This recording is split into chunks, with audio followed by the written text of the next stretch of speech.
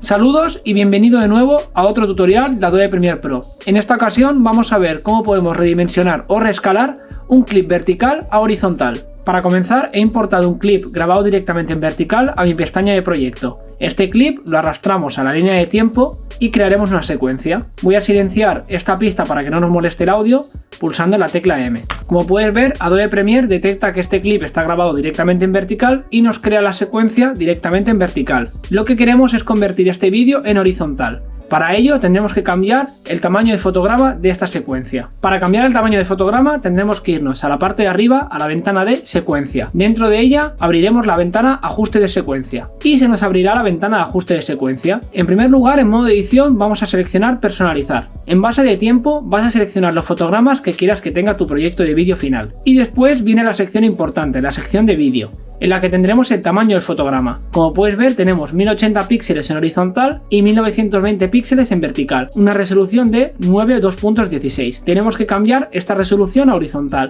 Entonces en horizontal escribiremos 1920 píxeles y después escribiremos 1080 píxeles en vertical. De esta manera se nos creará la resolución 16:2.9, que es la resolución en horizontal de 1080. El resto de ajustes los dejaremos como vienen de serie o los modificaremos dependiendo de tu vídeo. Pulsaremos en aceptar, nuevamente en aceptar. Como puedes ver, nuestra secuencia ha cambiado de vertical a horizontal. ¿Qué ocurre? Que nuestro clip no está escalado correctamente a esta secuencia, por ello nos aparecen los bordes negros. Para reescalar el clip correctamente tendremos que pulsar en nuestro clip, nos iremos a la ventana controles de efectos y en el apartado de movimiento escala vamos a escalar el clip hasta ocupar todos los márgenes. En mi caso, para que este clip ocupe toda la secuencia entera, tendré que darle un valor a la escala de 179. Tendrás que ver si tu clip necesita más escala, menos escala, y también dependerá de si tú quisieras una escala más ampliada para tener un plano más cercano. Después, con los ajustes de posición, vamos a poder encuadrar la imagen a nuestro gusto. Y además, con la ayuda de los keyframes, podemos hacer una animación de movimiento.